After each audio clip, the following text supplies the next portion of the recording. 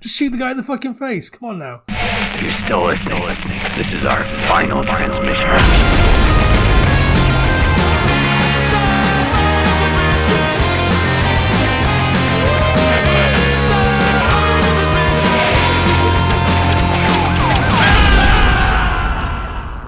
Hi everyone, welcome to Final Transmission. I'm Sam. I'm Jamie. How you doing, Jamie? I'm doing all right. How are you? I'm great.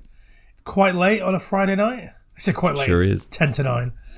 That's really late for me these days. Holy cow. Me too. We're talking about... I was pulling it back, Sam.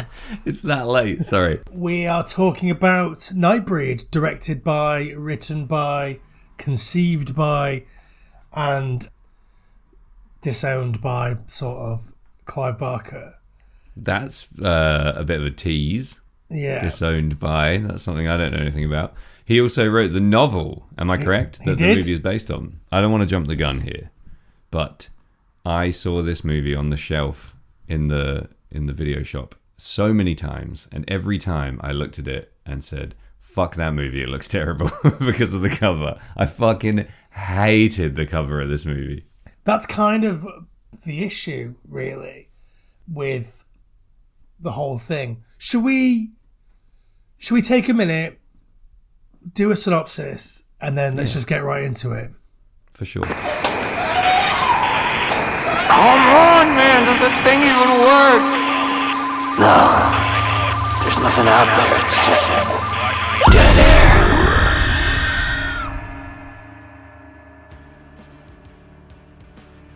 Hey, Sam, guess what? What, Jamie? Final Transmission, this podcast right here is brought to you by Red Scare Industries. The greatest punk rock label of all time. They've got a lot going for them, haven't they? Celebrating 20 years in 2024. 20 big years, 20 big turnips. What do you like about Red Scare? One of my favourite records ever is actually on Red Scare, and that is Masked Intruder's self-titled record. That's a big shout. A huge sack of turnips right there. It's a real record. It is a real record. And did big things. Huge band, great band, mysterious band. Grab it before someone shoplifts it. Fuck yeah. And with that, let's get on with the chat, shall we? Let's get back to it. So, I'm interested, Sam, to see if you can synopsisize this for us. I can try my damnedest. I made some notes, and I feel like I skinnied it down to a pretty succinct, rough draft. Okay. It's 3 or 4 pages. So as I understand it, and you might have to, this synopsis might need fact checking. Boone, the character of Aaron Boone, is our main guy, and he has horrific nightmares in which he is transported to a place called Midian, where he is kind of besieged and attacked by all kinds of demons, was my assumption.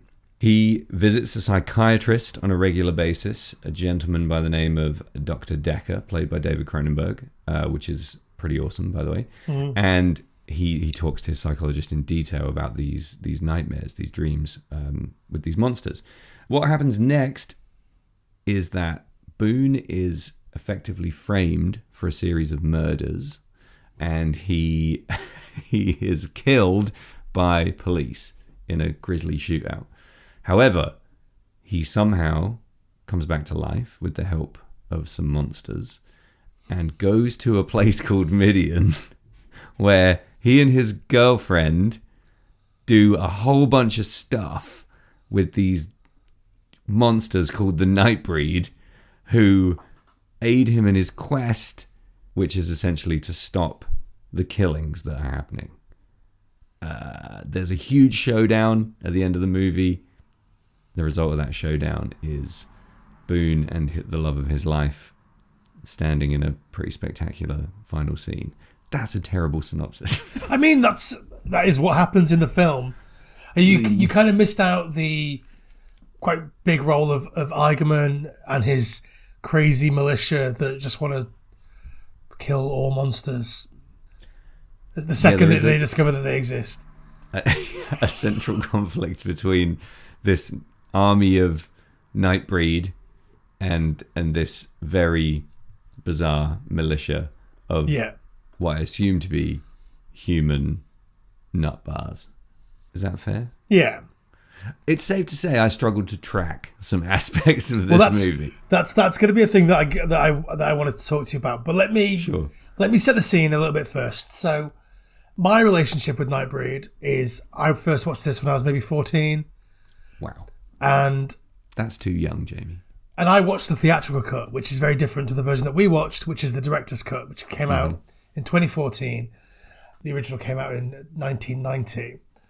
I've got a whole spiel here, so I'll just go through it real quick. So, coming off of his first movie success, or his first real movie success, Hellraiser, and obviously Clive Barker's massive success as a horror writer, he was given a much bigger budget. Hellraiser was about £1 million.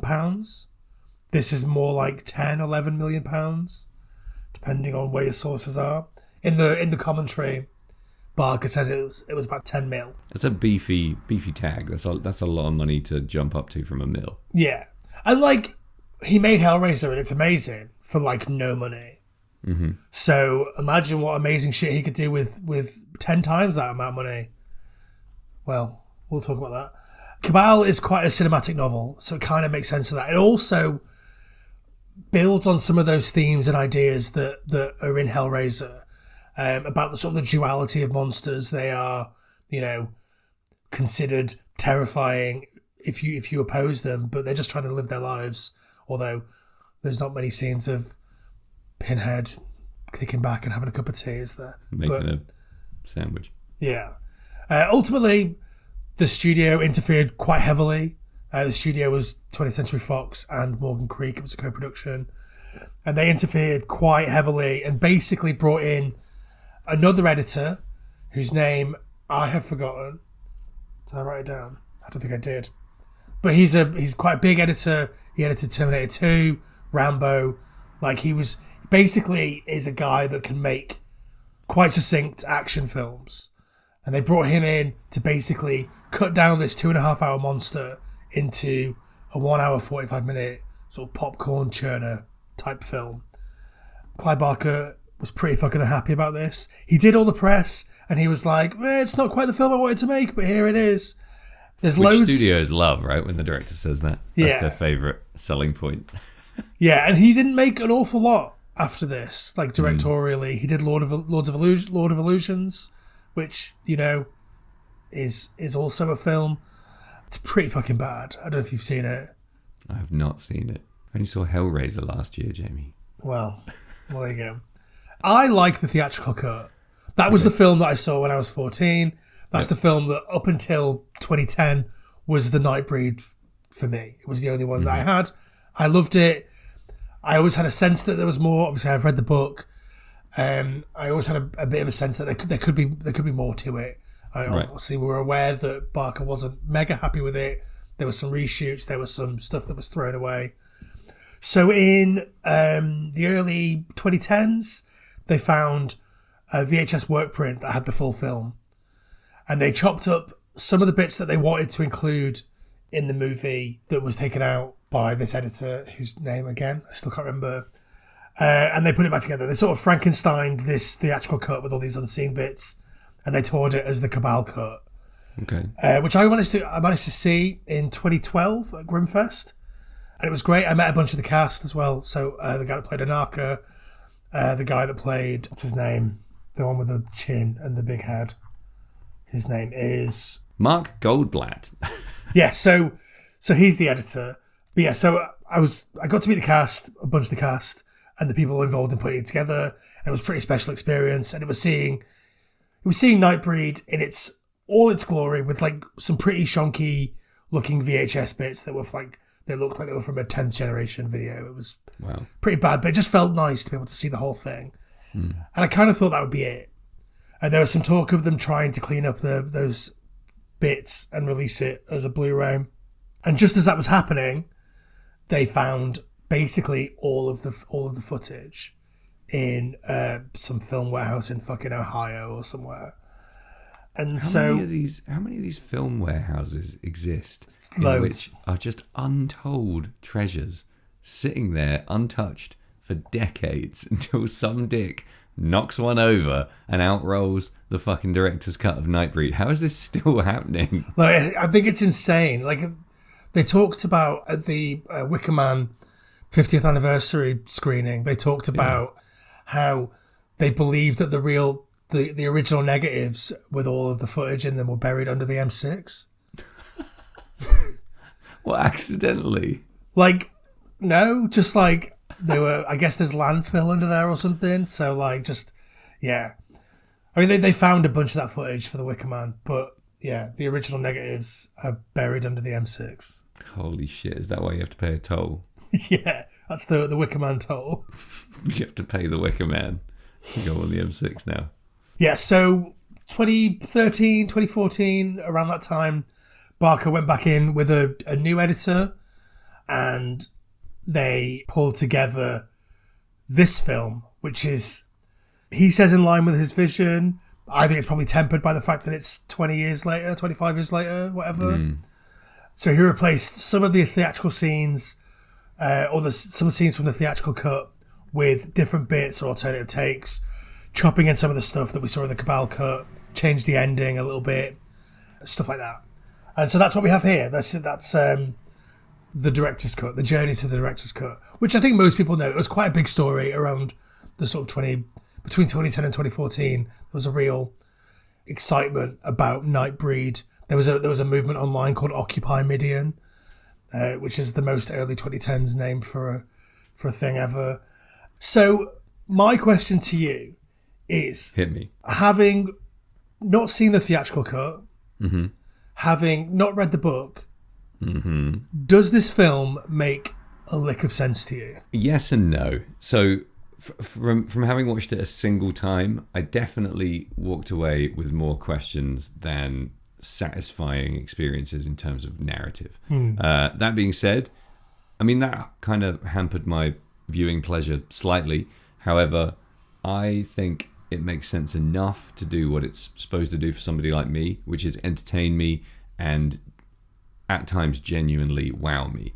I think maybe Clive Barker is telling the story that he needs to tell himself in this edit, which is obviously 100% his right as the sole, creator of the entire universe and everything in it. But for me, didn't need maybe some of the extra fat on the movie. But that's, I enjoyed watching that because I know that that's as close to a pure director's vision as you can get, really. Yeah. So, yeah, it hits the mark in terms of, an enormous amount of things we'll talk about in this episode. But the narrative became a little bit muddy for me here and there. And I think that's largely due to the revisit. Because I bet the theatrical cut makes maybe not perfect sense, but it's probably pretty zippy and linear, right? They cut out a lot of stuff, which, to be fair, is pretty minimal in the director's cut as well. So, like, in the novel, at the beginning, you establish that Boone is mega dependent on Decker. And their relationship is very much that Decker is, like, carrying him. And, like, the sessions that they have together are, like, the only thing that's getting him through his life.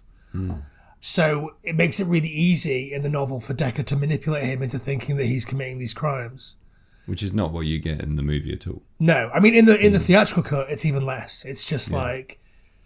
they have the scene at the beginning where Boone and Laurie are in bed. And she's like, Decker's been calling, and then the next scene is him in his office.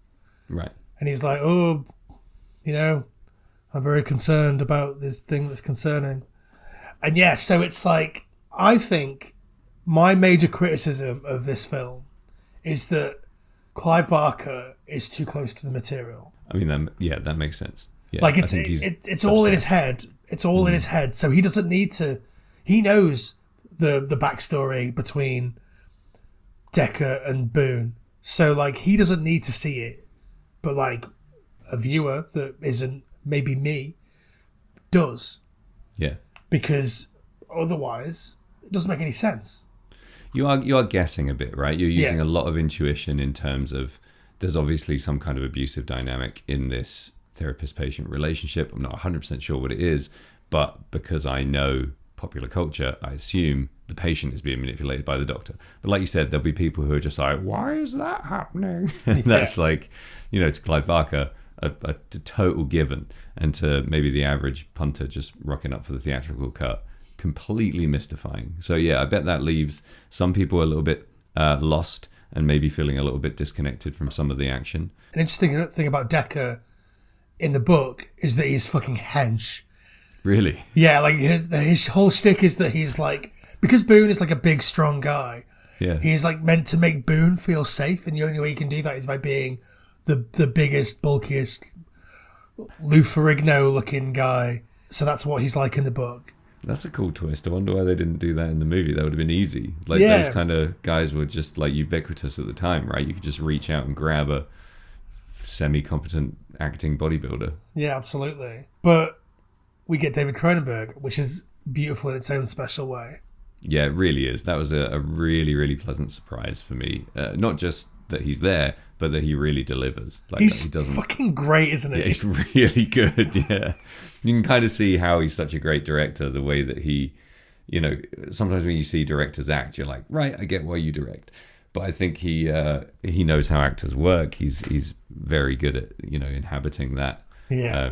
Inhabiting that mindset and just laying it all out there. I thought something in me thought he was going to hold back a little bit, and I didn't really feel that at all in the performance. Though he was great. When did you realise that Decker is the masked killer?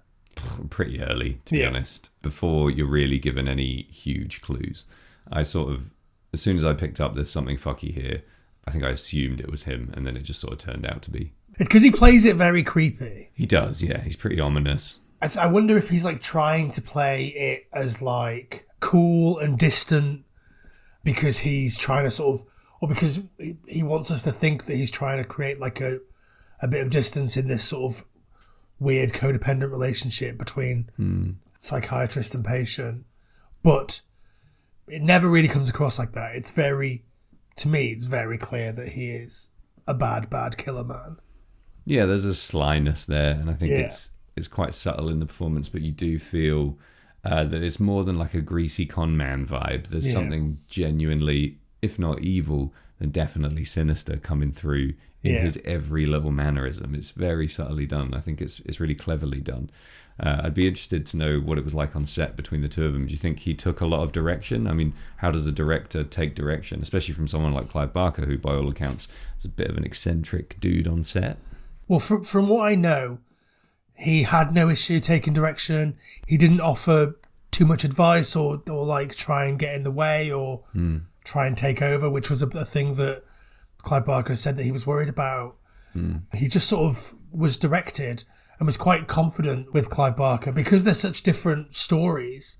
It's not like the sort of story that Cronenberg would ever tell. Although I think Decker is quite a Cronenbergian character in some ways, but it might just be what Cronenberg brings to it.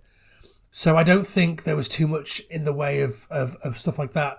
In the book, Cronenberg on Cronenberg, there's one mention of Nightbreed, and it's by the guys sewing it together rather than from any direct quotes from Cronenberg. I did read an interview from Fangoria 91, 92, somewhere between 87 and 90. They were doing like 5 months worth of Nightbreed content around that time. And he speaks really highly of Clive Barker in that interview and how they have sort of similar sort of psychosexual vision of horror and of morality and or life in general, but very different sort of sensibilities with it. I've got a quote here. Clive's work is very much a reflection of the age of miracles and primal emotions, whereas mine comes primarily from the age of reason. Very interesting. Yeah. I mean, they both lean very heavily into, physicality and horror, not just physical horror, but like you said, the sexual and the relationship with the psychosexual, and there's always religious undertones. There's always a morality tale at play that is fantastically ambiguous, I think, in terms of message, which I love. I think Nightbreed is very unambiguous in terms of its message. I think it wears it on its sleeve. What do you think the brief version of the message is? If you had to chisel it on a gravestone, what would the message of Nightbreed be? Well, I think there are two sort of front and centre messages here. Humans are the real monsters, which, we've seen 1,000 times, but never quite like this, and I like that.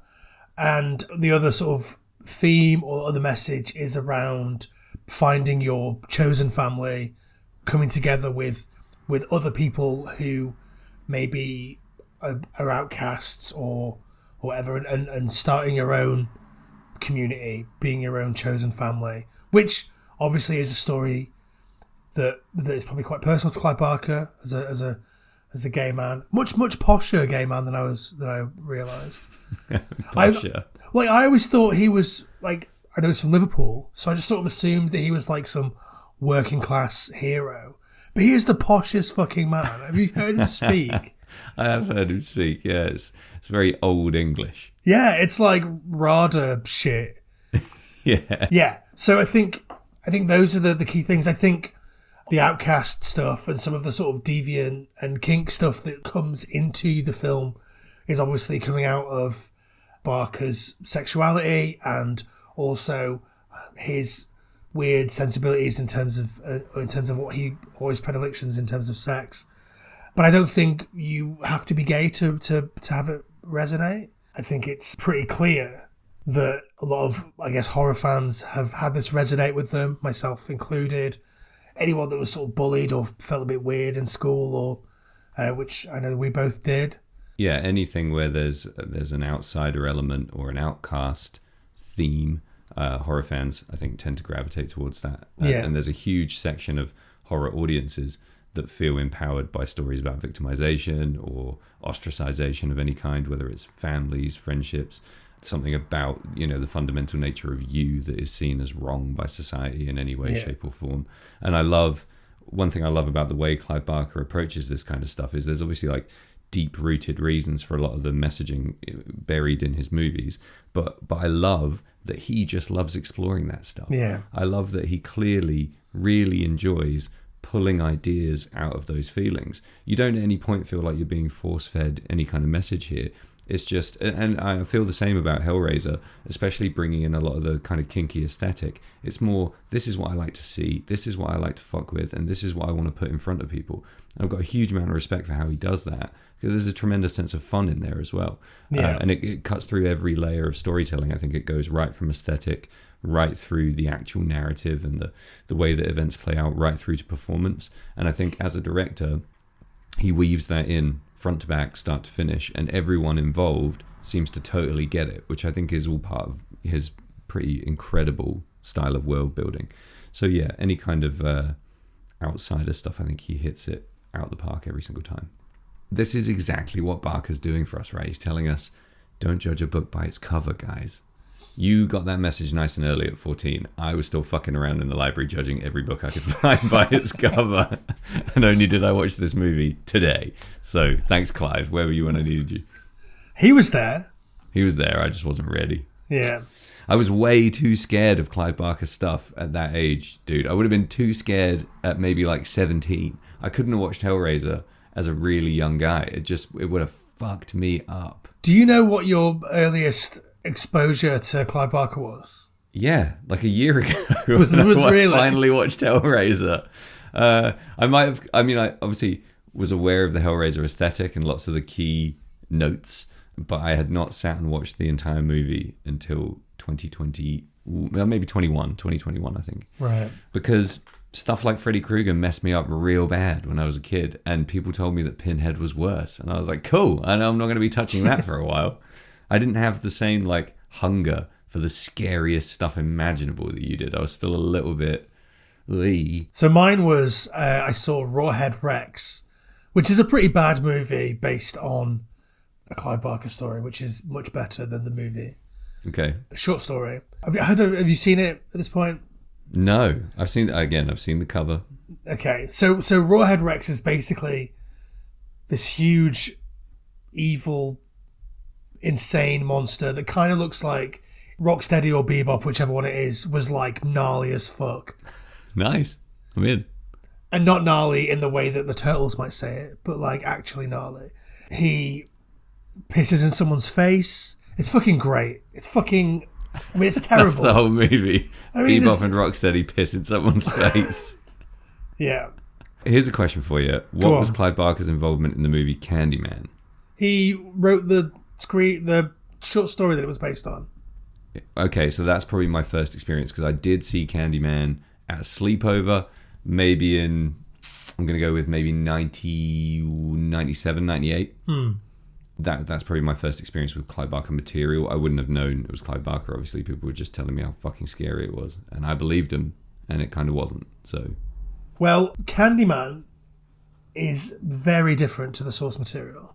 Right. Obviously, Candyman is the movie is a story that's very much about race, and in the Clive Barker story, there's none of that because it's a Clive Barker story, and like he didn't really fuck with race stuff because he was dealing with his own different kind of others. Yeah, his other kind of ism, phobia, etc. Was how did Clive Barker transition into Hollywood? Do you know? Because a lot of his movie making is obviously Americanized to some degree. I'm not too sure of the story, but obviously he was part of a theatre troupe first and foremost, and they were making shows in Liverpool, and then they went to London and formed the Dog Theatre group, whatever they were called, something dog related, and like a lot of the people who were in this and who were in Hellraiser were part of that theatre troupe. So Doug Bradley was involved. The guy that plays Narcisse in this was involved. The guy that was Anarka, who's also Butterball in Hellraiser, was involved. And so they made a lot of stuff together that was pretty avant-garde and weird and was pretty popular, but none of them were making any money. So Clive Barker, at one point, I think in a documentary that I saw, Simon Bamford, who plays Anarka in this, says, Clive Barker said, I'm going to try and give writing a go, see if I can make some money, which is funny because obviously he did. When they were in the theatre troupe in the sort of late 70s, they were experimenting, making some films. Redemption released a couple of them in the late 90s, which I haven't seen, but I would be interested to see. It's weird, isn't it? Because like it feels American, but they also feel very British. Like basically everybody is British, and they're just putting on American accents. And I guess what's interesting to me about Hellraiser for sure. It has that grimy, super uncomfortable British feeling to it that revolts me in like every cell of my body. Yeah, it doesn't feel a million miles away from Extro. No, it doesn't at all. It feels like fucking Emmerdale and Extro with American accents. It's agony. It's absolute agony from start to finish. I guess like that's what movies look like. So if you're making movies, that's what they look like. Yeah, but why does it have to be that way, Jamie? Why? I think I need to talk about why that kind of thing revolts me so much in therapy. I think I need to really dig into this. I'll get Dr. Decker on the line. And yeah, please do. He's my kind of therapist. I want to be emotionally wrecked, distraught, and annihilated by my therapist. So we talked way back in our episode about The Burning. You mentioned that you were interested in seeing a slasher that had some supernatural elements in it. Yeah. Does Nightbreed fulfill that for you? It totally does, and I wasn't expecting it to at all. It has a huge ladling of goopy fantasy over the whole supernatural element, which normally I would find slightly hard to swallow, but somehow the balance here is pretty much perfect. You know, if this was a cocktail, it would just be totally quaffable. One of those cocktails that you drink way too quickly and get way too drunk. Because, yes, people are having their fucking heads cut off slasher movie style, but it's being done by crazy fantasy beast people. And it's being done so with classic horror editing. So, it does all tie together really nicely. It's clearly a vision, and that doesn't just land in place, does it? It's taking notes from slasher. It's taking tons of heady fantasy stuff, and then it's also pulling in this great kind of not necessarily gory but definitely body horror related lens that Clive Barker is obviously looking through a lot of the time in his kind of quest for not quite gross out but definitely very uncomfortable visuals. So for me, it kind of became the fantasy horror slasher of my dreams, of my nightmares. Because I think like the stuff that Decker's doing is so traditional slasher, and like it looks amazing and it feels terrifying in some points. There's the scene quite early on where he's killing that family, and like it's not very gory, but the kid's just watching, and it's like fucking hell, man. Yeah, he's a masked stabber, And that's a slasher as it gets. His mask is also great. It's really scary. Yeah. It obviously like gets ripped off later on. I think like Trick or Treat kind of definitely saw this. There's a whole bunch of very, very classic slasher elements to his killing as well. The way the bodies are found and positioned, and his knife work is very slasher. Yeah. And I think it's also done in a way that it doesn't lean too hard into the killer being the focal point of the movie. It's not following this slasher around and doing these POV shots and everything else. It's clever in other ways. He's almost subsidiary. It's kind of like he is... these things are happening, but look at all the other shit that's happening around it. You know, he doesn't pull focus too much, which I think is really clever editing again, and probably very deliberate writing. So yeah, absolutely in love with the way the slasher stuff happens in the movie. It's not dismissive, but it's underplayed enough to not dominate, which I absolutely love. So one of Clive Barker's big issues with the theatrical cut was the marketing that made it look very slasher heavy. Interesting. Which is weird because the cover that we all saw when we were kids is that goofy fucking Breakfast Club, like all standing in Midian looking like best buddies. The IMDb cover is great. It's just a shot of someone's eyes. It says Laurie was wrong, and it has Nightbreed in huge green letters. That's a movie that I would watch. It looks a little bit Eraserhead. It's got a cool classic horror aesthetic. Well, so the full thing there actually says Laurie thinks she knows her boyfriend. Yeah. Laurie was wrong. Yeah. And that's when they're trying to play up the slasher element, I think. Right. Focusing on Laurie is a ludicrous idea when you actually watch the movie in terms of... Well, I think Laurie and Boone are both really fucking passive throughout this movie. They're like, I guess, the conduit in which you like discover Midian and all that stuff. But like, I feel like Boone's journey is meant to be this big self-destructive journey where he burns his life down so he can be a part of this new society that'll accept him for who he is. Right. Not what society's trying to make him into, which is, you know, a murderer. Yeah. But he's actually super passive. Like, he just sort of lets all these things happen to him. He wants to go to Midian, but he doesn't really know why. His dreams about Midian are really scary, so why would you want to go there? I don't know. Mm-hmm. He's not an interesting protagonist to me. And no. She's not either. There are two looks in this film that I think are the coolest that anyone's ever looked in a film ever. And one of them is Boone when he's like, after he's become Nightbreed and Decker stabs him and he's got his leather jacket on and his sunglasses on and like blood all over his white t-shirt and like looks kind of a little bit like that look that's like Bill Paxton in Near Dark or even like Cassidy the Vampire in the Preacher comics. And it's fucking so cool. And then the other one is when Rachel and Narcisse come to rescue Boone from the prison and Narcisse is wearing that fucking cowboy hat and the sunglasses and like all his face is shredded off and he's wearing that amazing King Rocker t-shirt. Yeah. It's just incredible. Like what nice disguise. What a look. It's amazing. I like that Boone wears his leather jacket even when he's sleeping in the hospital. Like he's just always wearing this huge leather jacket. It's great. I think there's stuff done visually with him that definitely kind of tags him as the lead and, you know, harks back to classic Bad Boys. There's a weird kind of nod to like James Dean style poses. He'll like lean in a doorway and I see how he's being pitched. I'm just not buying it necessarily. He's not charismatic enough for me as an actor to really hang the whole thrust of the movie on. But thankfully, he has a huge supporting cast of incredibly charismatic monsters around him, which totally pull focus. His girlfriend, I think, she kind of is just his girlfriend for a lot of the movie, which kind of bummed me out. And the bits where she leads, the kind of like mini bottle episodes that are all about her in the movie, were just completely forgettable for me. And I was kind of just waiting for a monster moment or a practical effect to kind of pull me back. I think she's amazing, but I just don't think the film does anything with her. Like I think Anne Bobby, the one that plays Laurie, is incredible.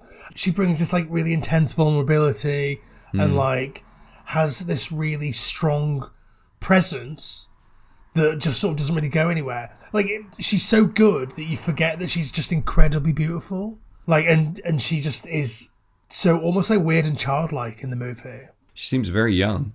Yeah, but I love the scene where she's singing in the bar. That's a great scene. Yeah, good. I mean, it gave me big Twin Peaks vibes. Yeah. So I read in the IMDb trivia that she's singing live there, and I didn't believe it. And then when I was watching the movie with commentary, so that scene's not in the theatrical cut, but when I was watching the movie with commentary, they're talking about that scene and they're talking about how she was singing live. I can't believe it. It's amazing. It's an absolutely note perfect, gutsy as fuck singing performance. It's great. Yeah, no, it's great. I mean, it's a song that I love anyway. Right. And then, like, in the context of the film, it's fucking great. Like, it's just, I love it. I really love This that is scene. a real, like, hark back to that golden age of cinema where every performer was both a great musician, probably an absolutely banging physical comedian of some kind, Yeah. a great stage actor, a good movie actor, probably, like, a fucking, great swimmer or loads of physical talents. Yeah. I don't really know where that's gone, to be honest. I mean, I guess it still exists in maybe just not in mainstream Hollywood, where we get our stars from different places now. But I love the kind of classical training where your absolute grade A hunk can also just start singing Barbershop with 3 other members of the cast on the side of the set. I think that's a pretty amazing thing. We sort of lost that performer aspect, the artist, I guess, and now we got stars. But yeah, she's obviously incredibly talented. I just don't think you really get that in this movie. Because the character is so passive, she just sort of lets everything happen to her. Her entire function is to chase Boone around. To have that almost like, I don't want to invoke the T word here, but that sort of that Bella and Edward relationship in Twilight, where like I thought Bella, you were going to say T-Rex. I had no idea where you were going with that. Well, okay, maybe the Tammy and the T-Rex relationship in Tammy and the T-Rex, which is an amazing film if you haven't seen it. I haven't. It's about a guy who is reincarnated as an animatronic dinosaur. Of course. And the dinosaur in the film is animatronic. Like, so Right. they know that it's animatronic, and they go on wacky adventures. It's great. Sounds great. I think, was it Scream Factory who put out this release, also put that out a couple of years ago. It's fucking one of those lost batshit 80s movies. Love it. Well, speaking of animatronics, I know that you love this movie, and I kind of, knowing you, kind of know why. But I want to know your thoughts on the practical effects and the monsters of this movie, because they are big in terms of screen time and presence and kind of the focal point of the movie. So do you want to talk a little bit about the monsters? I would love to. So I can rank my favourite monsters. Fuck yeah, let's go. My favourite monster of all of them is Anaka, because he's just a guy with some tattoos and a big necklace, and I love that. I think what happened there is because Anaka, Simon Bamford, is Butterball in Hellraiser. Yeah. That costume had sewn up eyes, had no ears, had no nostril holes, and he just had 14 hours a day in this suit where he couldn't see or hear or could only breathe through his mouth. Yeah. So I think that when he was cast in this, Clive Barker was like, "Don't worry, Just wear this necklace. no makeup, don't worry." I love that. So yeah, so I love Anaka and his little fucking Boston Terrier. Yeah. Just like, why have you got a Boston Terrier? The reason is one of the guys on set, what are they called, assistant directors, was bringing his dog to the set, Right. and they were like, "Put it in the movie." Let him in. Yeah, it's a cute dog. It's great. It's Is amazing. he in the union? Let's go. Yeah, I think it did end up costing them loads of money I bet it did. to like pay for this fucking dog. Brilliant. Most of the monsters that I really love are the ones that don't speak. So like there's the one who's like got something in front of her face and she pulls it down and she's got no chin. Yeah, like all the skin peeled off the lower part of her face. Yeah. I love the flying hammerhead shark for no reason. That's one of my faves. I'm a big fan of the visual of Leroy Gom, who's the guy with the extra arms that come out of his belly. Yeah, the kind of ones that creep up to his head. Yeah, but they don't do anything. I mean, they No. do, but they just sort of come out and they go behind his neck, and that's all they do until they are somehow in someone's face, pulling their eyes out. Yeah. Like the guy in that scene where he does that, the guy's holding a gun to his face and like waits for the 15 seconds it takes for his arms to come out and go around his head. Just shoot the guy in the fucking face. Come on now. Yeah, there's a lot of that. Did you like Did you like the Moonhead guy, the guy with the huge chin and forehead? Peliquin. Is that Peliquin? Peliquin. No, it's not Peliquin. Peliquin. That's Kinski. Peliquin is the guy that is coded as a black guy, but is played by a white guy. Peliquin is a great name. I hate Peliquin. Why do you hate Peliquin? I just think as a character he's a dick. Yeah, for sure. And like his whole, like it creeps me out that he's so like coded as like of color, and he is definitely a white guy. Right. Not only a white guy that directed Johnny English Reborn. What? Yeah, and those fucking Saint Trinians remakes. Well, I like Johnny English, so I won't hear a word said against my man. I love the huge fat demon guy with the neck that falls forward and the head's on the neck at the end there. Like, I don't know what the fuck's going on there. You only get a glimpse, but it's pretty amazing. I mean, you only get a glimpse of so many of them, and like so much work went into all of them. I think that's the real beauty of this movie, is that like so much work went into making it feel real. I mean, we'll get onto how real I think things feel, but like to build that world so you really feel like you're in something. I think the sets look like you could blow them down with a strong gust of your armpit. I find myself in horror movies so often wanting so much more of specific creatures, knowing it's not going to ruin it if I see more of it. Do you know what I mean? Sometimes when you see more of the big bad, it completely ruins it and it ruins the suspense. But when it's, you know, a massive, like, writhing, weird, demonic characters, I want to stare at that for ages. It's part of why I absolutely love the new Doom game. I think it came out in 2020. Because you get to just stand and look at all these hellscapes and these...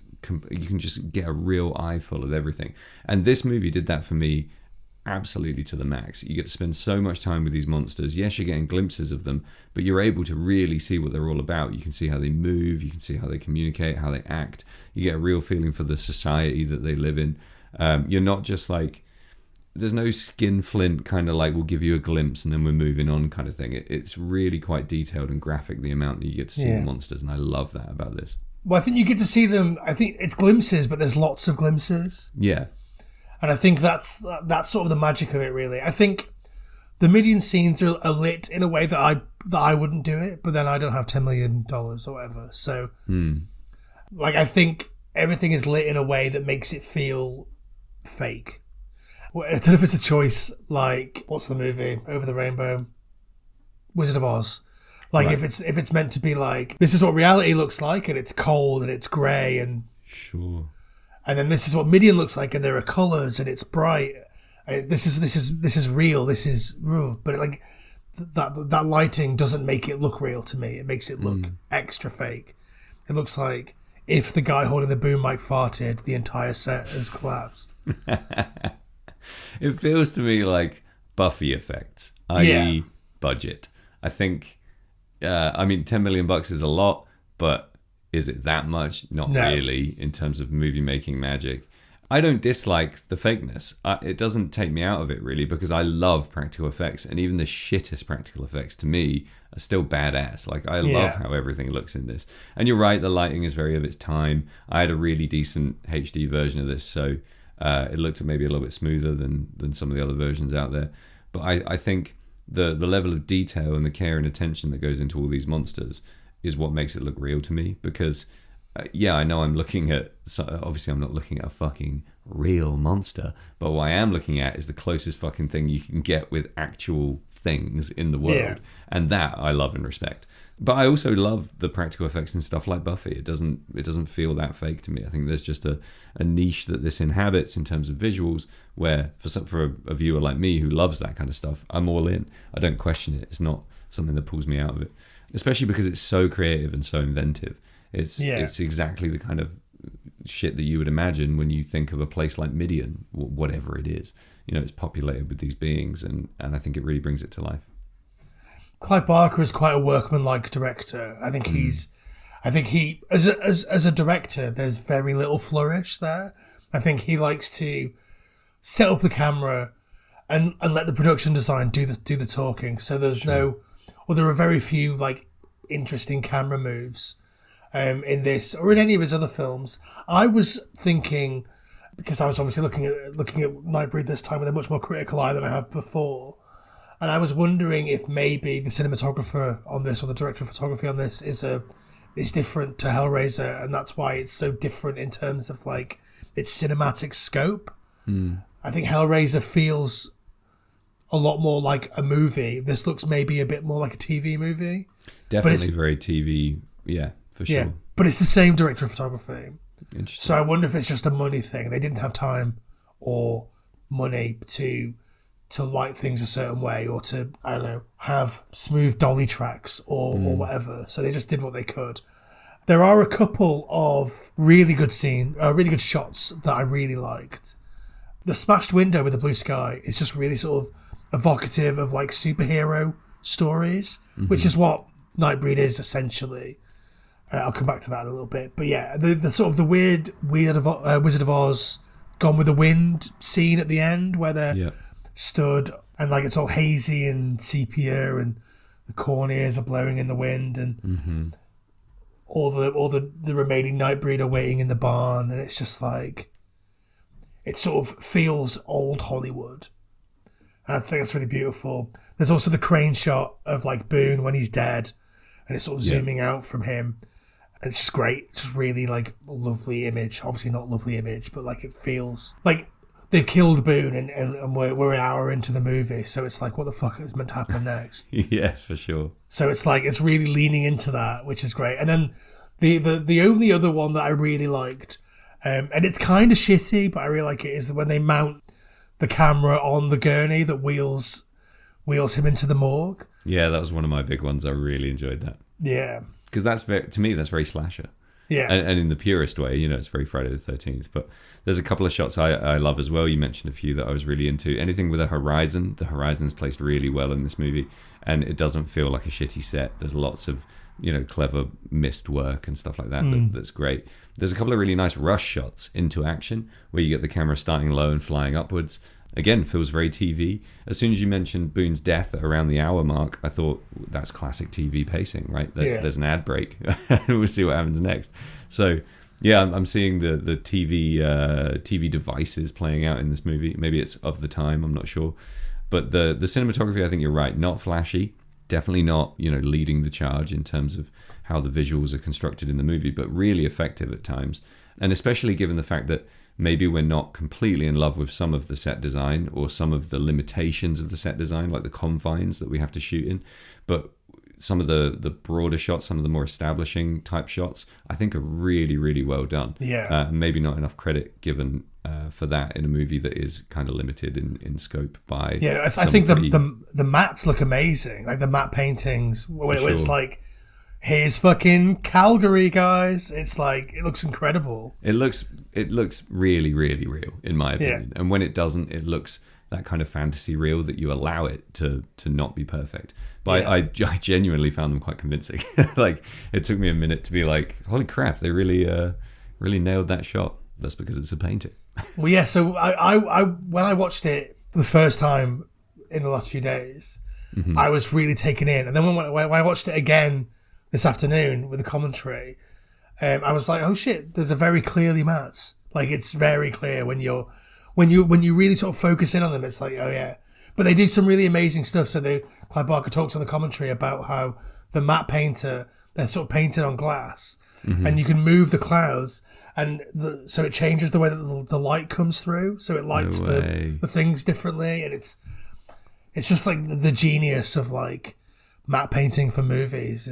It's amazing. That is really incredible. The fact that it's a dynamic lighting tool as well as a background set piece. I think that's absolutely amazing. And that's why I love them, because until you scrutinize, until you look into which you're not supposed to do you know what I mean? Like, this isn't how this movie was supposed to be talked about. No. Until you get in there and fuck with it, you're just perceiving that skyline, and it's great. It doesn't fucking matter how it was made or how it was put there. It's effective, it's evocative, and it makes you feel like you're in a real place, like the movie is real. So a thing that I wanted to talk to you about is a thing that I think is really cool, and it's actually one of the reshoots that they did after they tried to change it for the theatrical, and they kept it into the director's cut. Okay. Which I think is a really interesting subversion of like a traditional slasher piece of storytelling.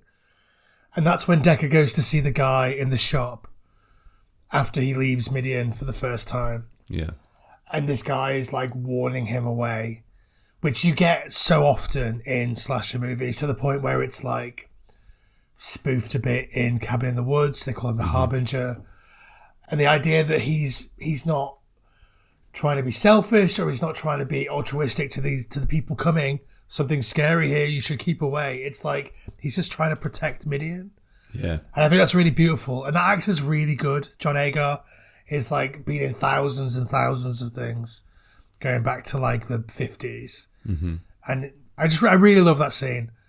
He's great because he's not like a rural kook. He's not a stereotype. He's not two-dimensional in any way. You know, as his backstory kind of unravels a little bit in his interrogation, you are left a bit feeling like, oh, he wanted to be a part of that and he wasn't able to be. And now he's doing everything he can to at least, give them the dignity of solitude and protect them in that way, which I found really touching as well. And I like that scene because you're right, not just because it fucked with the whole, subverting the slasher tropes, but anytime you get a character that could be die cut and you make them really animated and memorable, then I think it's great. It's almost like that scene in Wayne's World where they replace the guy with Charlton Heston to deliver the line. Yeah, absolutely. In Wayne's World 2. It felt like that. It felt like this guy's too good for this like tiny part. Oh wait, no, he's perfect for it because it's exactly what it calls for. Yeah, and I mean it's also just a cool scene. The fucking taxidermy dog getting its head cut off. Yeah, some fun stuff in there. Decker in his John Lennon shades, like Decker is such a slimy presence. Yeah, like he feels so creepy. I think he's of the time as well. There's a lot of villains in this era of filmmaking that have that same kind of feeling to me. I don't know if it's an objective sliminess, but definitely I think to people our age who grew up when we grew up, I think those are the guys you avoid. Do you know what I mean? You avoid them like the plague. He embodies that really well. Is it Last Action Hero, where it's Charles Dance and he's got the one eye and he's just so slimy? Sure. It's like a similar vibe. Obviously, I mean, they're both amazing actors. Cronenberg hasn't done an awful lot of acting, but like in this one role, did you know that he's playing it gay, by the way? Really? Yeah. So he said to Clive Barker when they were starting shooting, he's like, "I'm going to play it gay. Is that okay?" And Barker was like, "Yeah, man, go nuts." Well, he used those exact words. Yeah. I'm going to play it gay. Brilliant. No, I did not pick up on that as like an overt aspect of the performance or the character. There's no part where he's blatant about that. There's no part where he declares that. No, absolutely not. It's just like he has a gayness to him, I guess. I wonder internally. I wonder what that meant to him as part of the performance, or why you would make that very specific, I guess, motivation choice. Where do you think that comes into the character? Is it maybe a repressed thing that he's? Yeah, I guess that's maybe why he wants to destroy Midian. Yeah, okay. Because his motivation is not clear, right? We're kind of given that he's just a bit of a psycho serial killer. Yeah. And he has very specific ideas about evil that aren't particularly well articulated, I guess, in the movie. That's my only letdown, really, is some of the characters' motivation isn't 100% clear to me. That's why that's fascinating, that there's that much depth gone into his characterization that you don't necessarily get to see.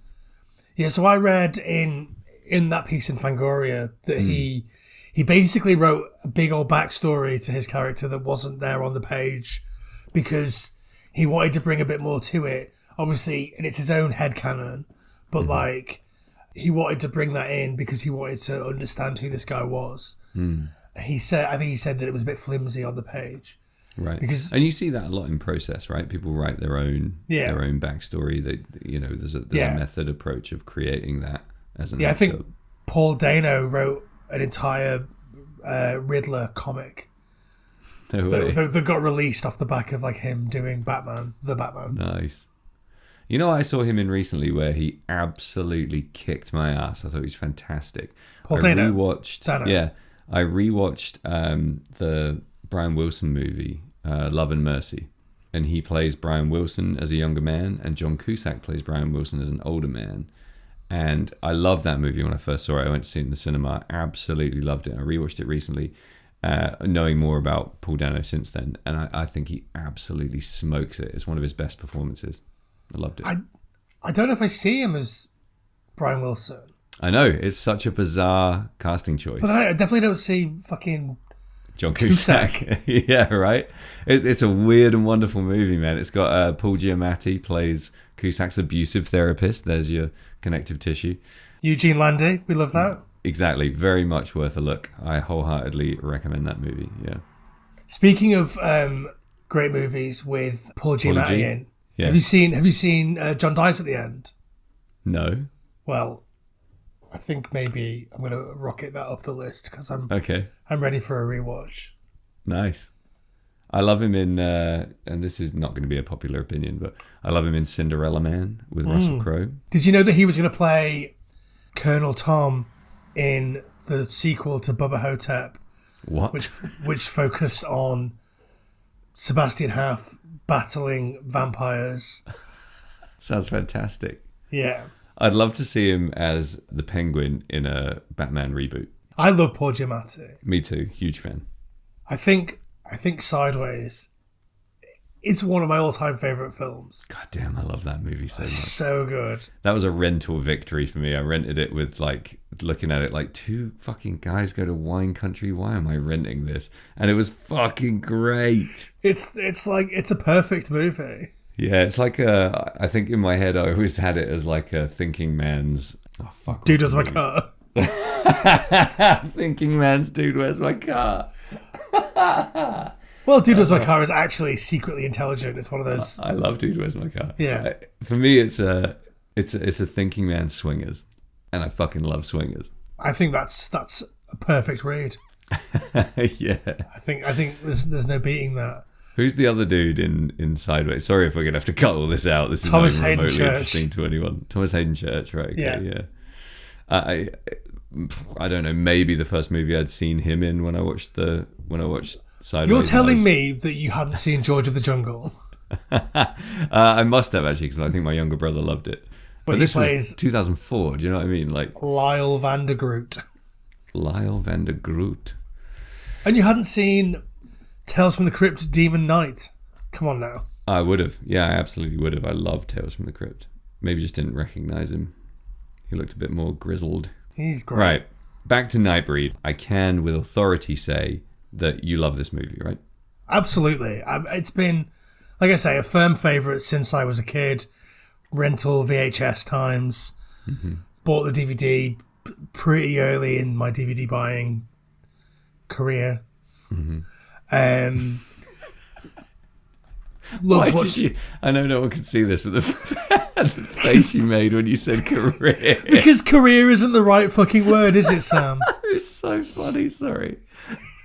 You could have made a career out of it. You could build a house with the DVDs you got. Yeah. And then my love of it was like reinvigorated when I read the book, which was maybe a little bit later. I was in my early 20s. And then by how much of a factor the Cradle of Filth album Midian has been throughout my entire adult life. Mm-hmm. Like, the last Cradle of Filth album that I really loved. Probably the most accessible Cradle of Filth album. Well, let's not skim over that then. Should we talk a little bit about Cradle of Filth? Yeah, I've got a whole section in my notes about Cradle of Filth, don't worry. Well, then let's go.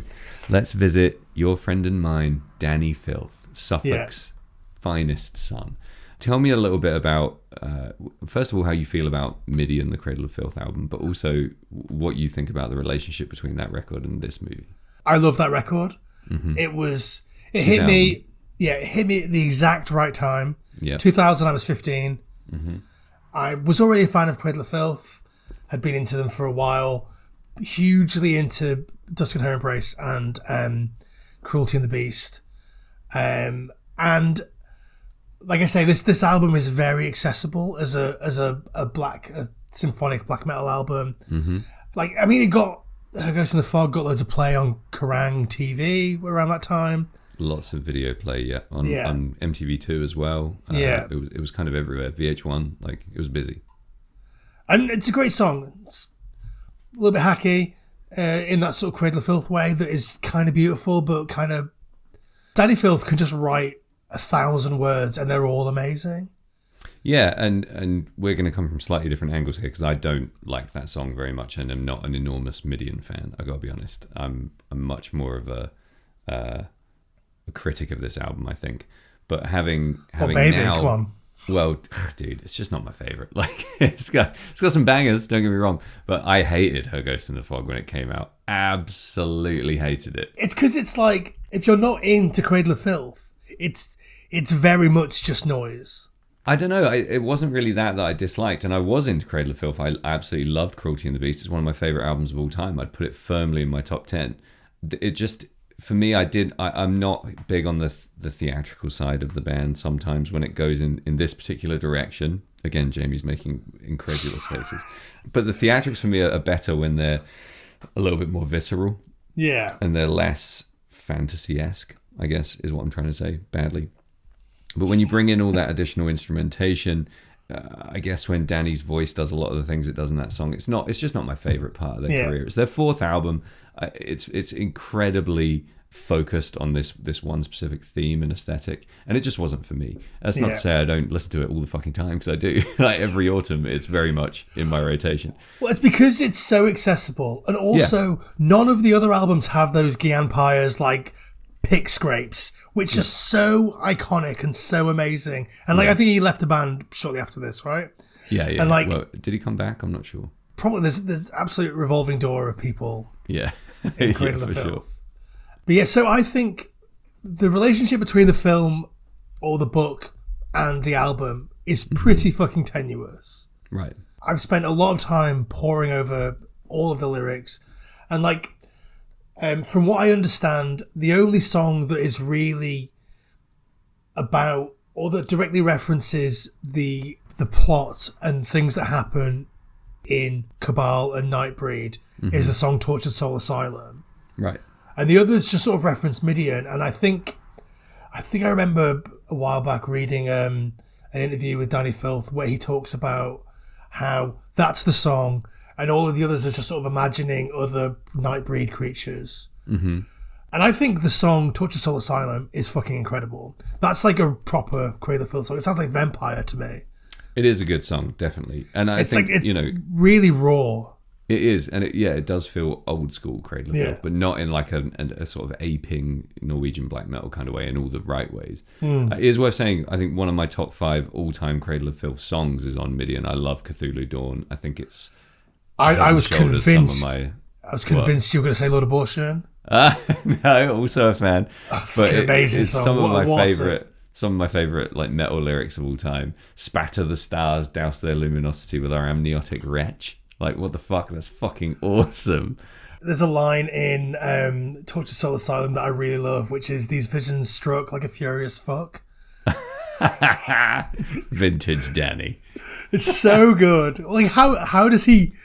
Like, he's written, 500 songs at this point? And every single one of them is a gigantic fucking gothic essay. I forget one of the 6 words in some of my songs sometimes.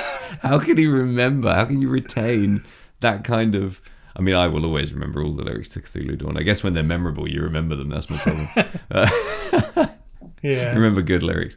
He is a phenomenal writer, incredible wordsmith, good old Suffolk boy, and we love you, Danny, if you're in some parallel universe hearing any of this. But there is obvious connective tissue, at least aesthetically, between this record. I read a lot about Midian when it came out, and it did have kind of Clive Barker hype.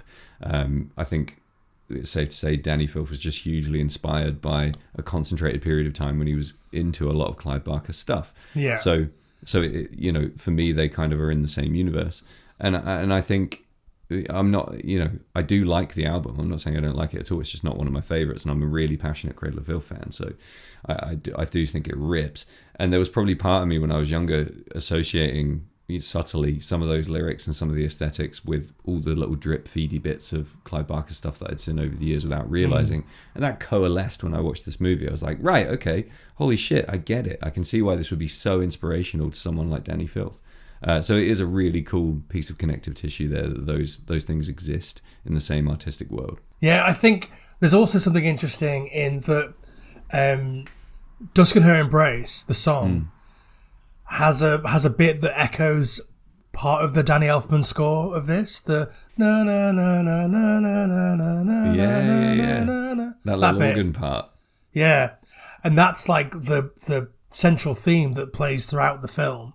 Yeah. I just got a notification from Zoom saying, "Are you playing music?" No, I'm just a really good fucking singer. All right.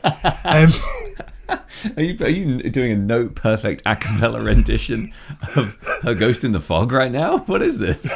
It's Dusk and Her Embrace. Sorry, Dusk and Her Embrace. Which is off a completely different album, which is what it is a banger. I think it just speaks to how much Danny and the lads, how much they liked Nightbreed and how it must have just, I don't know if that was intentional or if it just sort of seeped into the consciousness. Well, that's a great spot. Like, I wouldn't have seen that in a million years. That's an awesome spot. And I think I realised it today because I knew that there was a bit in a Cradle of Filth song that echoed that Nightbreed music, and I went through Midian 6 fucking times being like, where's this bit of music? Like, where is this moment that echoes the overall theme, the Danny Elfman theme? Yeah. And then I was like, and I listened to Midian 6 times, I like scrubbed through it, every song over and over and over again, and then I was like, it's fucking Dusk and Her Embrace.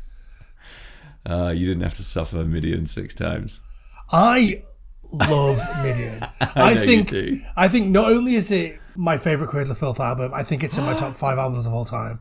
I don't think it's their best, but it's the time, the place, the bangers. It's fucking great. Like, when I listen to Cruelty of the Beast, every song on that is a banger, but they don't sit in my brain the way that Midian songs do. I love that that's your fave. I think that's fucking awesome.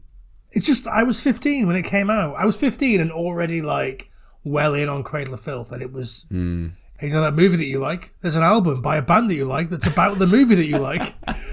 Could life be any better right now? Like, literally.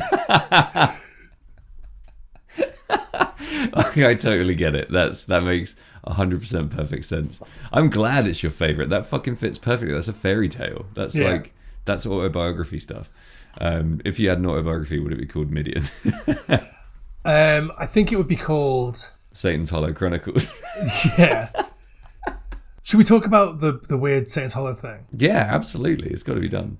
So this is interesting to maybe 6 of our listeners. I was going to say 4. 2 of them are us. So in the girls' toilets in Satan's Hollow, don't ask me how I know, there was some graffiti that said, "To know the night is to live in it forever." And it never occurred to me that was from this. I don't because it's not quite the quote. Maybe it just sort of never clicked. Ever so slightly different, yeah. You can ask me how I know. I know because when we go into Satan's during the day to record music or whatever, you go to the girls' toilets because you're not allowed to go to the girls' toilets any other time.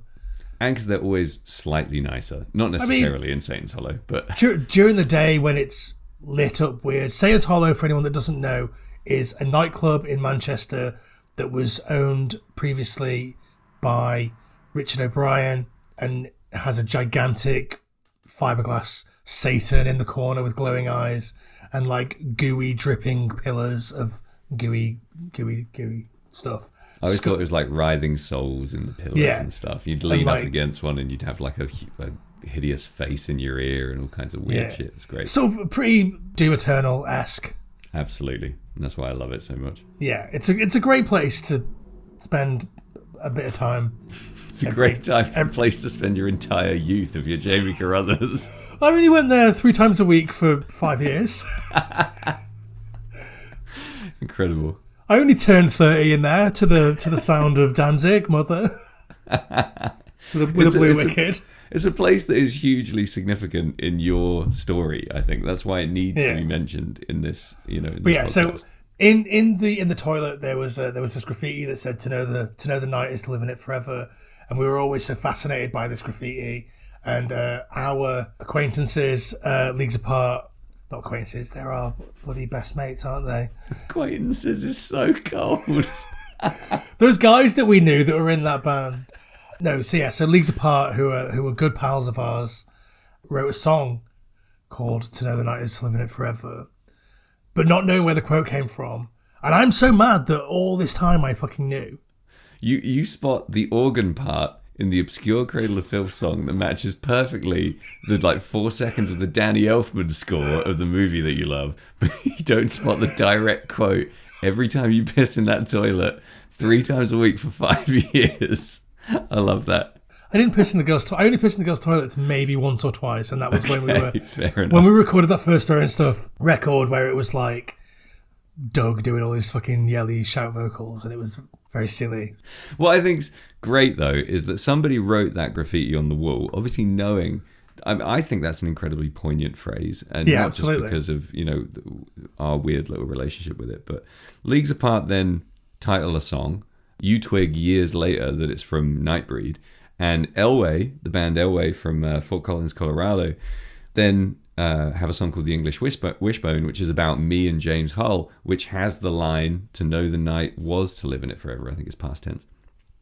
And also has a callback to one of my lyrics. So it persists. I don't know if Tim and the guys from Elway know that it's from Nightbreed. I'll be amazed if they do, given that James didn't know it was from Nightbreed when he titled a song based on the graffiti on the wall of a nightclub. So I love that it's permeated, a whole different artistic strand, and it continues to live on in song. I think it's a great line. I think it's really evocative. It's deeply poetic. I love that it's gone from the wall of Satan's Hollow right through to being in a couple of great songs. I think that's really cool. It's a cool line. Yeah, it's just a really cool little turn of phrase. It's haunting and kind of ghostly and dreamy. I love it. Yeah. I mean, the line in the film is slightly different. To know the night and to live in it forever. And live in it forever. So whoever wrote it on the wall got it wrong. Dickhead. Try again. Yeah. Maybe it was a time traveler who heard the Elway song and wanted to come back in time and warn us about the next Elway album, and did a really bad job of it by writing it on the girls' toilet wall in Satan's. Are there any other songs or albums we want to call out just while we're on a bit of a music kick? Sorry. I love the idea that all the Cradle of Filth guys are just really heavily influenced by Danny Elfman, I think is worth noting. That's I think there's a lot of that in there, yeah. Yeah, that's definitely a huge thing. And the fact that Danny Elfman's involved in this movie, superb. Absolutely perfect coupling there. Sometimes I feel like nowadays, Danny Elfman and the music of the movies that he's a part of are so sort of ubiquitous and such a part of a specific genre that some people get a bit eye-rolly about it. Oh, Danny Elfman, it becomes a bit of a, I don't want to say cliche, but people kind of take it for granted a little bit. And I think when you get a score like this, you're reminded of the greatness a bit. There's less of the huge iconic pieces, and there's a lot more of the real subtle, slowly building, and then you realize, I'm being absolutely bombarded by this score, and I didn't see it creeping up. Very clever, sort of sinister music in this. I think the eye rolling Danny Elfman now is horse shit, and I hate anyone that does that, because the alternative cynical. is Nine Inch Nails scores that are just like creaky sounds, or your Hans Zimmer like like nobody wants that. Good Hans Zimmer, by the way. Very good. I mean, that's the entire Hans Zimmer back catalogue I just did for you there. So dismissive. Wait, Zoom has just said, are you perfectly recreating Hans Zimmer scores now, because you might get a copyright strike? I agree. Why people have to be so cynical about stuff, I have no idea. And that, if you're a new listener to our podcast, is exactly what we stand against. Yeah. The sort of cynical, eye-rolling, too cool for this bullshit of the world. We're all about full plum pumpage. We love fandom. Yeah. We love positivity. We love focusing on the good stuff in these movies. And I love Danny Elfman unashamedly. I've always said that I just like liking things. Yeah, absolutely. So, some of the most fun you can have is being into stuff, right? Yeah, like absolutely. Like if we watch a movie and it's shit, like so shit that we just hate it, we're not going to do a podcast about it. I'm just not going to talk about it probably to anyone at all. I'm just going to move on. I'm just going to move on with my life. Like, we don't need, like, Cinemassacre already exists. Like, Half in the Bag already exists. Like, we don't need that. Like, I don't really engage too much with that stuff because I'm all about positivity these days. Absolutely. And I have a similar approach. I don't know, maybe it's part of like aging a little bit, but nowadays if I start reading a book that I don't think I like, I don't really persevere with it anymore. I don't know if that's the same as what we're talking about, but I'm not going to push myself through a negative experience to try and drag something positive out of it at the end necessarily. However, if I have an experience that has both positive and negative, I would much prefer to focus artistically on praising the positive and enjoying it. I would much rather focus on, the positive of something than dwell on the negative and be hypercritical of it, because I think that's an absolute rabbit hole. You spend your whole life down there, and that's no way to live.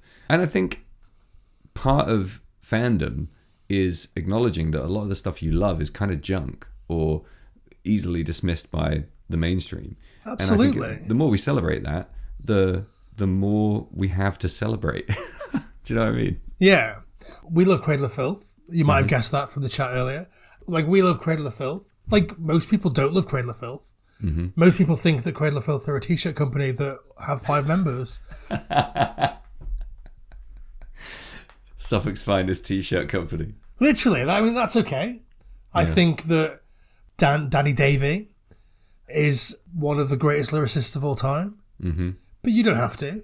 It's okay. I mean, you do. Of course you don't. But I do. Yeah. That's why we're hanging out. I once saw, very recently, Cradle of Filth on Halloween night at the Roundhouse in Camden, playing Cruelty and the Beast front to back, plus an entire set of bangers afterwards. And I wore a cowl to that show. I bought and wore a cowl to that show. And my girlfriend did not stop taking the piss out of me for about 2 years afterwards.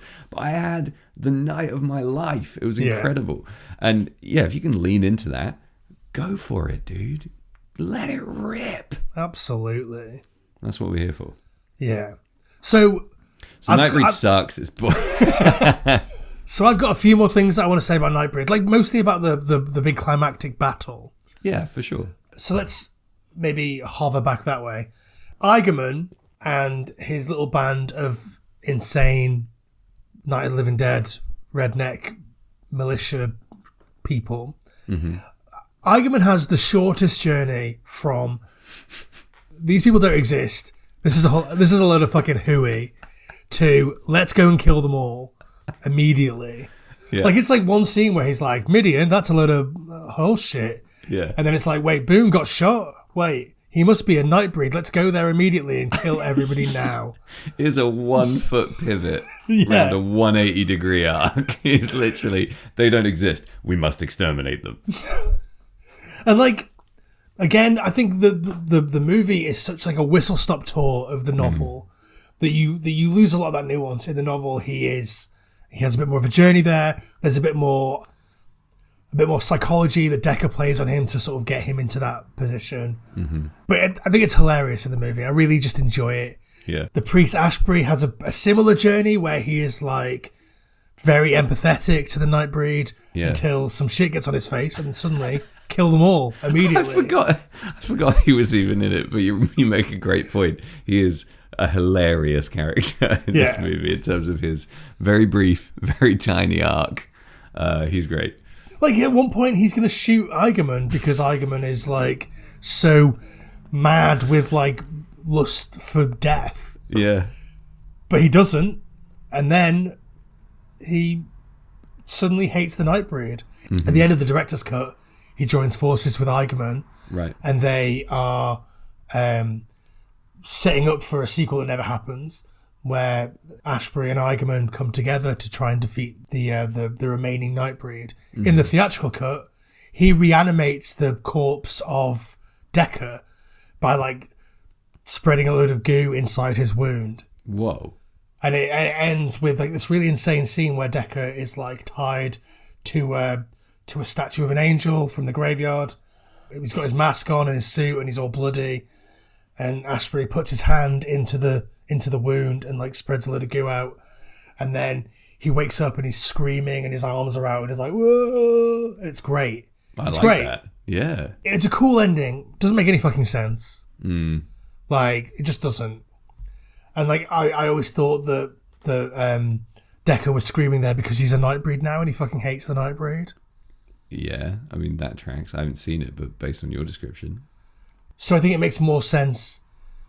And especially in that sort of X-Men allegory or X-Men theme, it makes more sense that he would team up with a human and that they would try and come together, try and like find his humanity or maintain his humanity by teaming up with like a human when he's become a freaky Nightbreed with weird flappy mullet hair and a distended face. Distended. But there's so much like insanity in that final battle, that climactic battle. It just goes on and on. Oh, a question that I didn't ask you when we were talking about the Nightbreed. Sexy porcupine lady, yes or no? Absolutely, of course. Look who you're asking. I wasn't sure if she's actually sexy or if I was just 15 when I first saw this movie, 14. Absolutely both. I mean, I don't even need to ask you, do I? Like unanimous, yes. Yeah, obviously yes. I could never quite tell if I was just... Because obviously the movie wants you to think she's sexy. But when you're 15, any person on the screen who acts sexy, you're attracted to. That's why watching movies as a kid is so confusing. It's weird as well because, like, the Rachel character is never sort of presented sexually, but has her boobs out at one point. And I was wiped that memory from my brain and only remembered the sexiness of the porcupine lady. Shoot Sassy. I mean, it's a tangent, but I think I'm not talking about our whole fucking generation or people like us or anything, but you and I think I can say with authority, were conditioned to find women acting in that way sexy as kids. Really overt, lip-licking, leery, sexualized female characters were what was used for buy-in for our age group and what was kind of pushed upon us, I think. And that's exactly why, of course, I found her hot as hell when I watched it at age 38. Of course I did. I was immediately putting myself exactly where you're putting me right now. I'm this character in the middle of an apocalyptic battle for this safe haven for misfits. Do I break from the group in order to have sex with this clear siren who is going to destroy me as soon as I touch her? Yes, I do. If I was a man in a movie, and during the big climactic battle that I was spending my life leading up to, one of the people that I was trying to kill made an advance to me, I wouldn't fuck them. I would. Well, like, I mean, you would. Of course I would, but I'd like to think that I'd hesitate and be like, he does. Oh. That's why he's relatable. He does hesitate, but you still would. Do you want to get murdered by her in a cave and maybe get some? Or do you want to just get blown up by a claymore in the middle of fucking nowhere like an idiot from World War One? I know where I want to be. Yeah, fair. Sorry, that's not the answer that other people want to hear, but it's the truth. It's so weird. And like, maybe there's something deeper happening with that. I hate you. You're an outcast, and I think that you're horrible and shit or whatever. But like, I'll still fuck you. Yeah, that's Barker doing what Barker does best, right? He's breaking down those boundaries, and using sex as a really complicated messaging tool and putting people in uncomfortable positions with sexualized characters.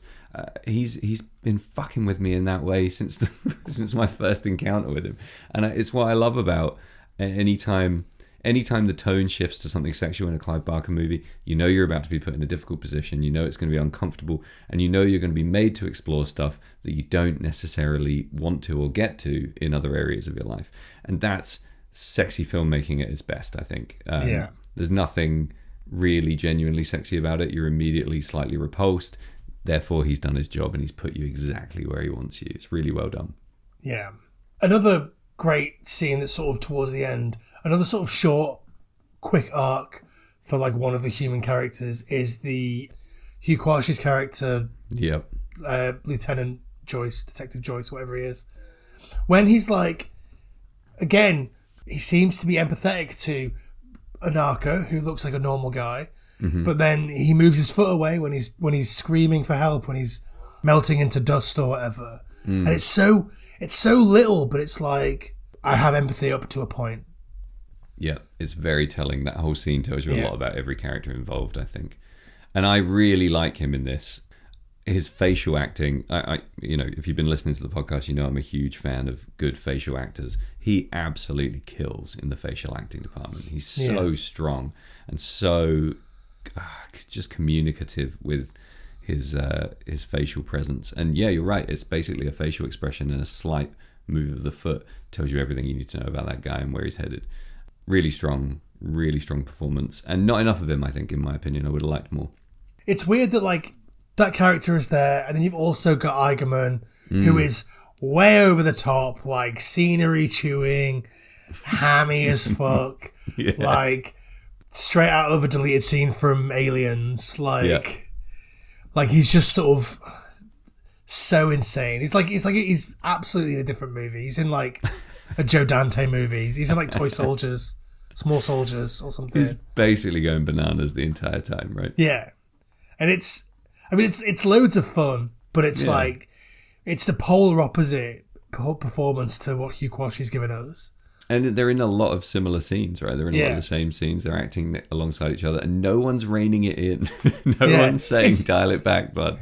It's weird because like they appear together as a throuple like quite often. It's him, it's Joyce, and it's Decker, and like it's basically the evolution of wild acting because like Cronenberg is obviously having loads of fun, and he's giving it like a lot, and a lot of it is quite sort of wry. Like you know that he's having fun, and he's got like a little cheeky glint in his eye. Which you don't get with Quashie's character at all, and then you've got the complete like amplified distortion pedal version of that with Eigerman. It's such a weird dynamic in those scenes where it's all three of them, but it's great. It's a crazy chemistry, and somehow it works. It's like small, medium, large. The what they bring is like an energy that shouldn't really work together, but they just kind of slot together like a stack of cups. I think they do a great job of not treading on each other either. They kind of seem to respect each other's method and just do it together, and I think that's great. I bet they had some really interesting conversations about, you know, maybe what their backstory is as a crew. But yeah, I think I could have done with more Hugh, but that's just a personal thing, and I don't think it's just because I want to see him more on screen or I enjoyed his character more or anything like that. I think it would have done wonders for the narrative to have him lead a little bit more with some of the exposition, just with some of that subtle acting and delivery. That being said, it just makes me really grateful for everything we got of him in the movie. I think he's a bit of a scene stealer in a nice kind of quiet way. Yeah. I wanted to ask you, because you obviously said that the ending pretty overtly tees up some kind of sequel action, which obviously hasn't happened yet. Do you think the ending?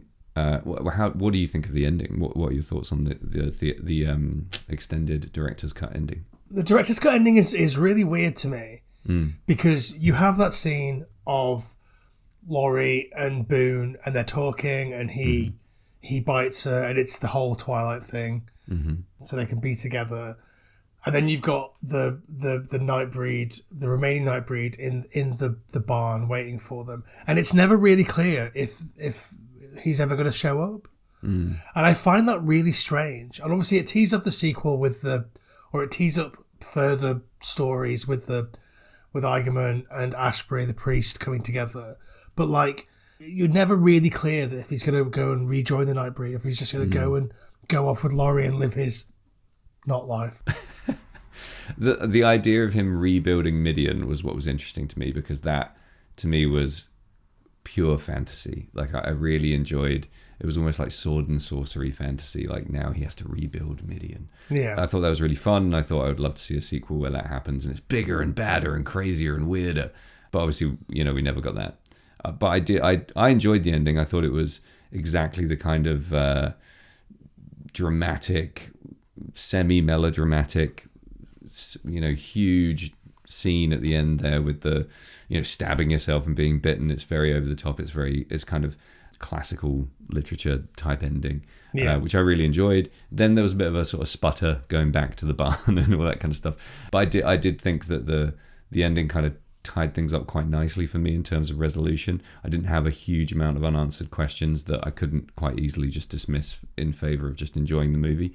And it felt like to me, obviously zooming out and being a bit hypercritical for podcast purposes, a really fucking hard movie to end. Yeah. Where does this go? How do we wrap this up? And I think probably the best of probably 50 terrible ideas playing out there for me in the director's cut ending.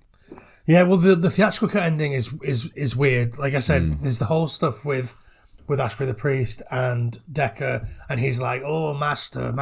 It's like that. It's like, it's weird. Some Renfield vibes. Yeah. Okay. And then there's a version of the scene of Laurie and Boone. Narcisse shows up because Narcisse doesn't die in the theatrical cut. Interesting. And he's like, "Oh, I've never touched a legend before." What a line.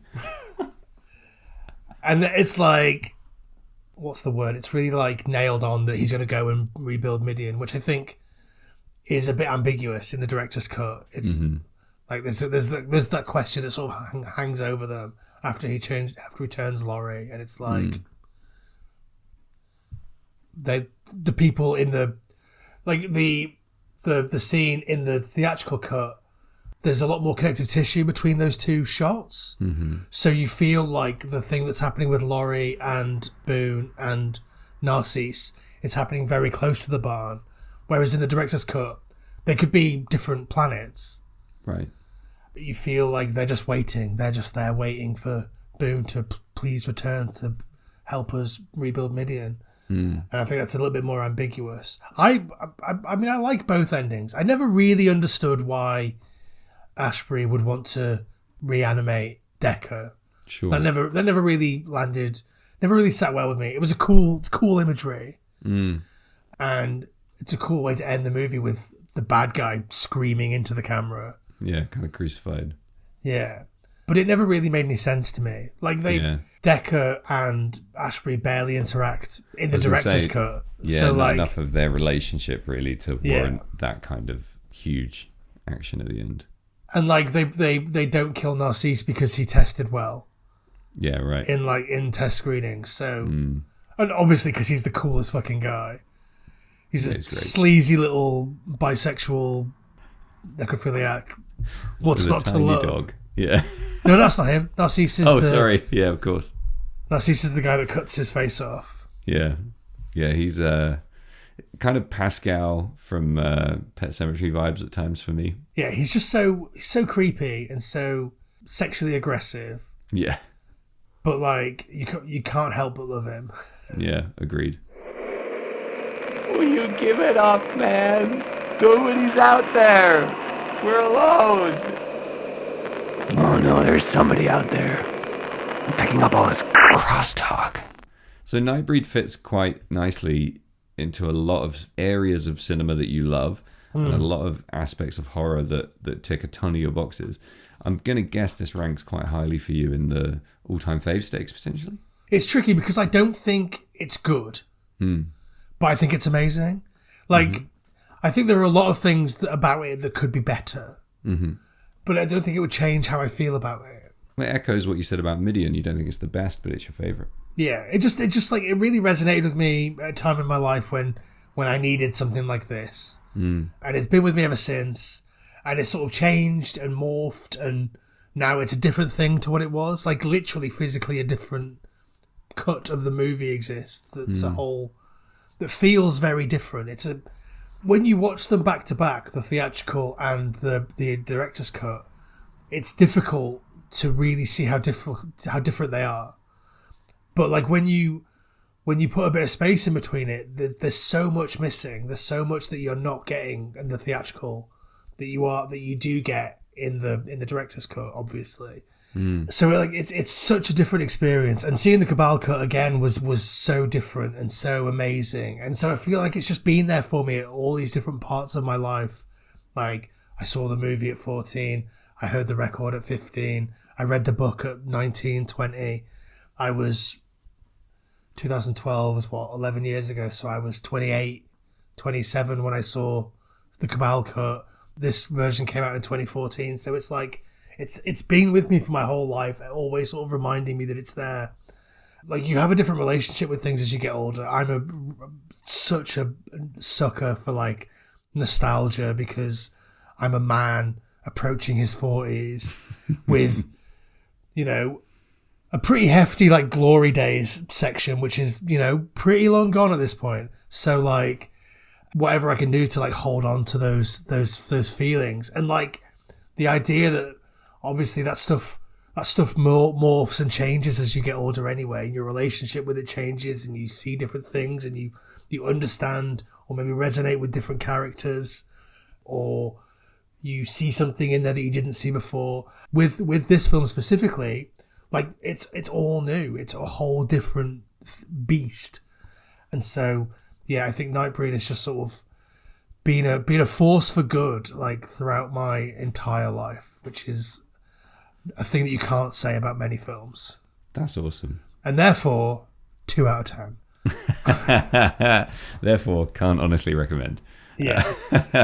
It's great that it's gone with you through puberty and adolescence, right through to, you know, in different artistic forms, adulthood, and then towards middle age. I think for what is essentially one movie to do that in so many different shades is awesome. That's great. So obviously this is your first watch, so give me your sort of summary of your overall thoughts. Well, I wanted to watch it again, not because I enjoyed it so much that I immediately wanted to, you know, rewind the tape and watch it again, but because I felt like there was bits that I missed on first watch, to be completely honest, because it is a bit of a sensory overload of a movie. You're kind of battered from start to finish. It's very melodramatic. It's quite explosive. There's very big characters kind of dominating and hogging scenes, and you're constantly sort of pivoting from side to side and trying to understand exactly what Clive Barker is trying to communicate through this hyper speed plot. You know, it's really fast. It's a very, very quick galloping pace. So I feel like I would love to watch it again to absorb it some more, because I think it deserves it. I think it warrants it. I think it's a very clever movie. I think visually I find it very Moorish. There's so much, quick shot stuff where I'm like, fuck, I really want to watch that again, because I feel like I could soak up a little bit more of that. I find the world really interesting. I find it a really welcome break in terms of Misfit movies, because it leans really hard into the Misfits being completely hideous. And that's great. I think there's room for that, and I think we need more of that. It's a pretty naked and brazen take on evil. I think there's a lot of stuff happening in there around the idea of evil and misconceptions around evil. Yeah. And I really enjoyed, from start to finish, undoing all of the shitty ideas I had about this movie without having even seen it when I was a kid, just based on the cover. So I found it really enjoyable from start to finish. I would love to watch it again to soak up some more of the atmosphere. And I think it did a great job of creating a world that I found wholly believable and fully entertaining. So I would recommend it to anyone who is even slightly leaning towards wanting to explore more of Clive Barker, because that's what it's done for me. But also anyone who's looking to kind of dive deeper into the world of all things Midian, because it is a thoroughly satisfying watch. Yeah, and I would also massively recommend the Cradle of Filth album to anyone that likes metal. Mm-hmm. A lot of people have those preconceptions about metal.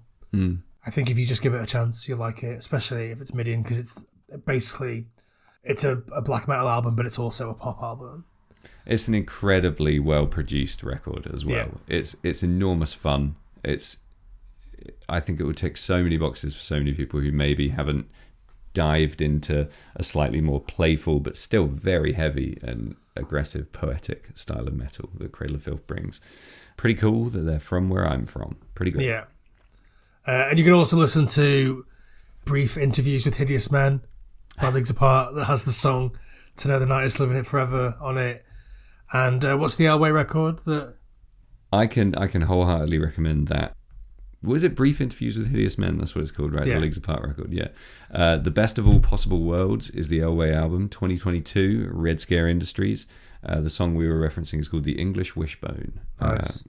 Superb album, superb song, and a superb band. 100% recommend. And also, I'd recommend the film Sideways, if you haven't seen it. If you haven't heard of a little-known actor called Paul Giamatti, we recommend his oeuvre. Yeah. So I would give... I find it very difficult to score Nightbreed, but I would give Sideways 10 out of 10. Couldn't agree more. I think this review of Sideways has been great. Check out Clive Barker. Yeah. I bet Clive Barker drinks loads of fucking Merlot. I bet he does. I mean, at this point. How old is he? How old's Clive? He's still kicking, right? We still got Yeah, Clive. he went into toxic shock in 2012 Really? and nearly died, Crikes. but he's still going. Crikes isn't a word.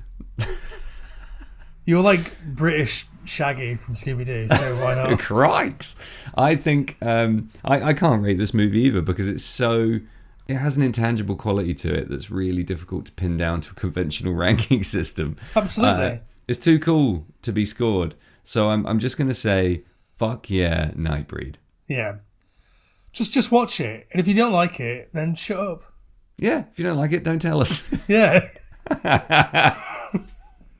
Unless you don't like it in a way that's really funny. Like we'll talk about stuff we hate if it's hilariously shit, but that's just for the laughs. It's not to make anyone feel bad, you know?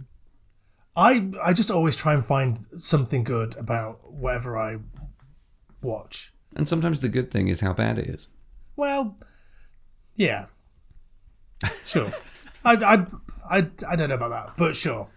There must be things out there that you like because it's so bad. Like, yeah, but I like them because I like them. Yeah. So, like, I don't know. There was a movie that when I lived with Andy called Munchie, right? Which is about a little fucking. So they made a film called Munchies, right? Which is basically a Gremlins ripoff, and these little fucking munchies are like. And then they made a film called Munchie, which is about one of those, except he's 4 feet tall and is voiced by Dom DeLuise. And like, it's... Andy made me write him a formal apology after we watched it.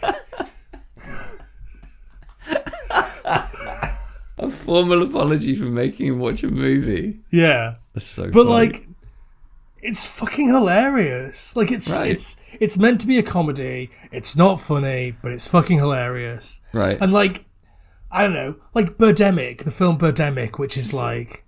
It's a feature-length movie. It's an hour and 20 long. No wonder you had to write an apology.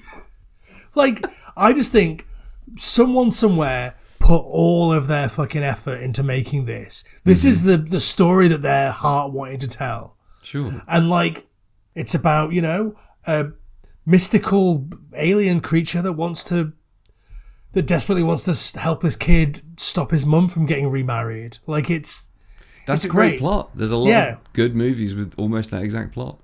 Yeah. And I just think there's just a real joy in the idea that, like, someone put, I don't know, $10-20 million into this fucking Munchie movie with Dom DeLuise. And, like, yeah, it's... I have nothing bad to say about it. We're lucky that stuff like that exists. It could just as easily not exist, and then there would just be an absence where that could have been. And I think that's amazing. This is why I don't believe in guilty pleasures. Yeah. If you enjoy something, don't fucking feel guilty about it. This isn't like... We're not living in some sort of bizarre feudal Catholic society. Just enjoy what you enjoy. It doesn't matter if other people think it sucks or if it's broadly regarded as being terrible, because time will out the truth in that it doesn't fucking matter. It's what you get out of it. It's all your perception of it. I'm going to watch Munchie, and I would never make you write a formal apology for recommending me a movie. It looks great. Okay. I mean, good. It's good. It's good. Okay. It's good. I believe you. It's good. At the moment, my girlfriend will only apologize to me using ChatGPT. Oh, really? If there's ever an occasion where she has any cause to offer up any kind of apology to me, she writes it in ChatGPT and texts it to me. It's absolutely infuriating, and it's always really formal and really detailed. So I don't know if I can recommend that if anyone's having to make hard apologies out there in the world that are completely insincere. ChatGPT seems to be the go-to. I think we're done, right? I think we should say goodnight. Yeah, for sure. I'm getting hysterical. As always, Jamie, thank you for Nightbreed. Thank you for spending the time with me talking about it. And thank you for listening. And good night.